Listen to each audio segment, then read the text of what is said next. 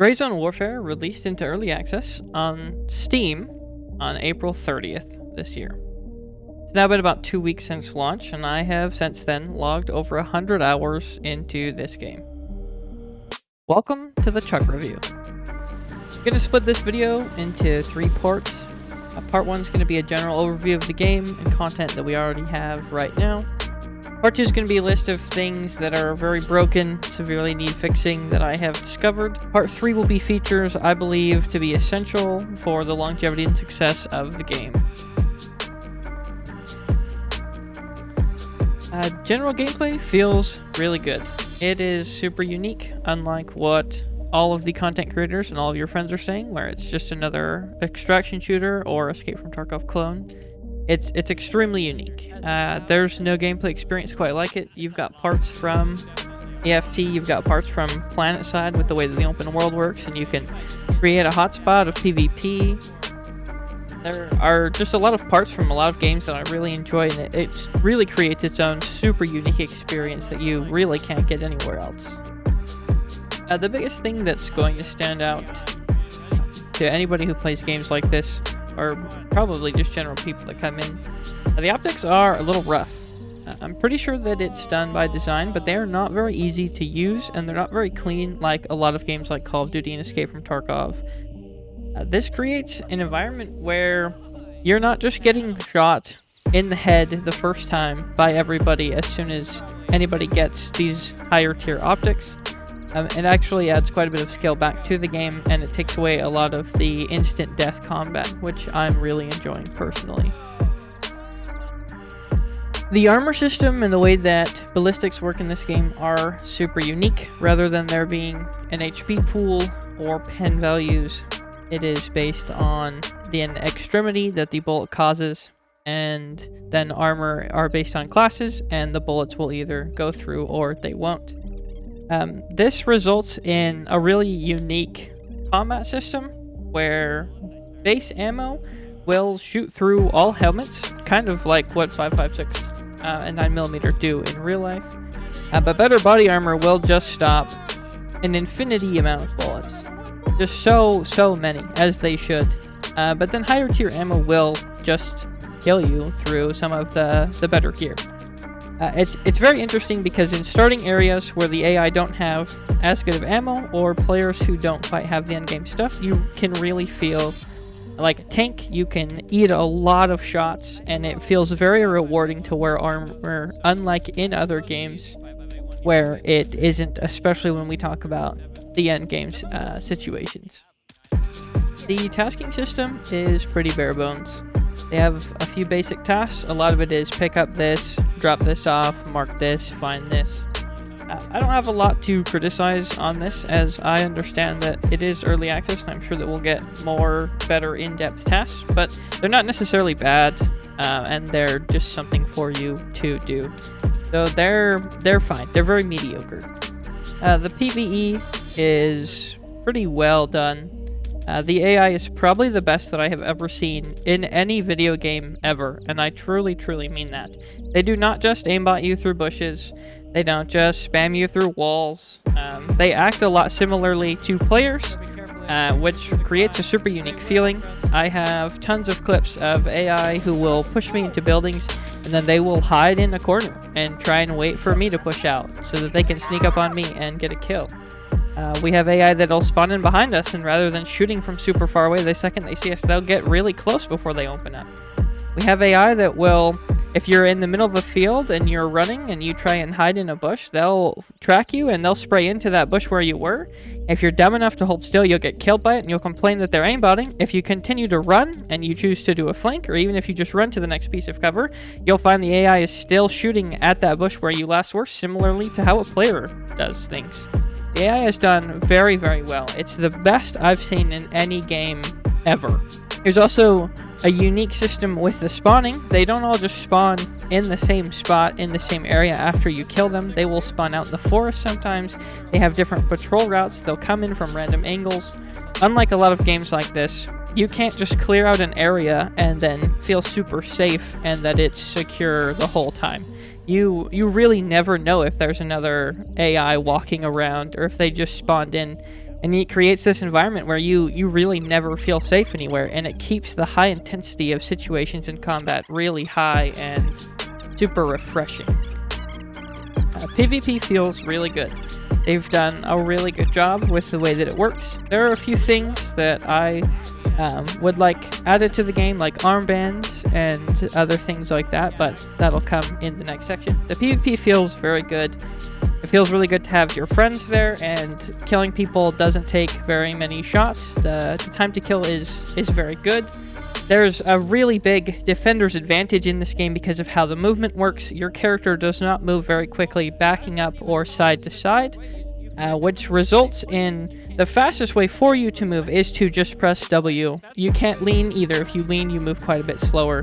So it creates really heavy defender's advantage. If I'm holding a hallway and I'm ADS, in order for you to come through it quickly, you can't really have your gun pointed in the directions where I could be sitting.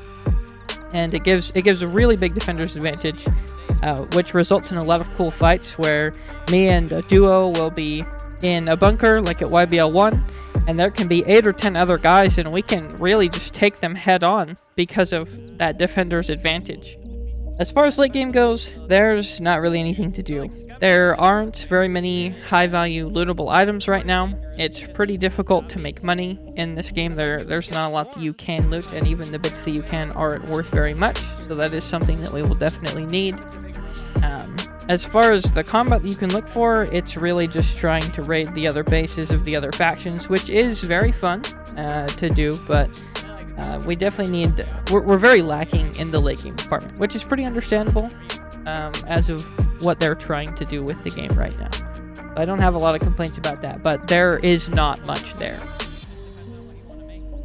All in all, for $35, I think it's a very good price for the experience that you'll get here. Even if you don't like games like Escape from Tarkov or Arma, or even if you do, this game has quite a bit of content, especially if you have some friends and if you're willing to grind a little bit. It is more than worth the $35.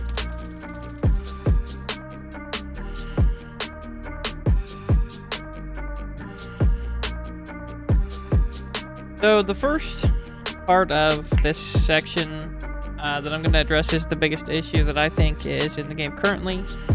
This round that I'm firing is M856A1. You can buy this from level 3 Gunny. It one-shots everything in the game. One-shots through the best body armor, one-shots through the best helmet, one-shots everything in the game. One-shot meta.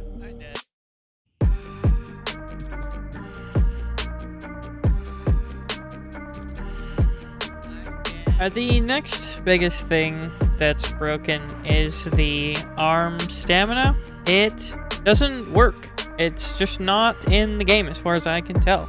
You have the little bar, you can see it draining, but it doesn't do anything. Reticle doesn't shake at all. It's the exact same. Doesn't matter if you're a 0 or if you're a full. It has no effect right now. Pretty sure that's just a bug, but that's something to be aware of.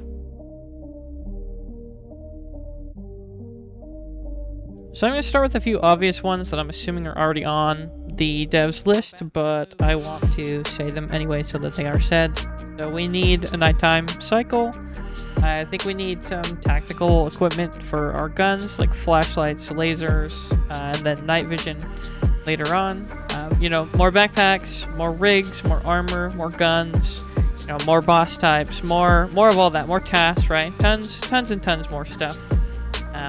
I would really like a hotspot for a PvP event of some sort, where they make PvP matter in any way, shape, or form, because there's not a lot of incentive to PvP right now.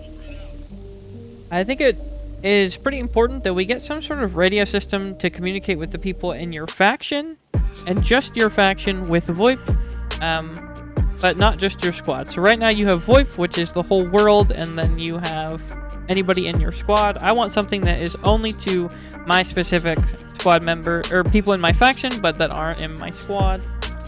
I think bigger helicopters, so we could be dropped off in bigger groups, maybe like 8 or something. They could add something like an Osprey that could drop off multiple groups at the same spot. I think that would be really nice. And then I think adding like a vehicle or trucks that can drive us to the locations as well would be great. Just more ways to get people out of that starting area.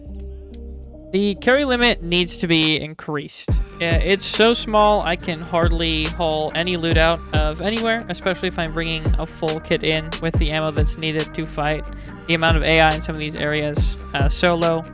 So we desperately need the carry limit to be increased. I think we desperately need a gun builder.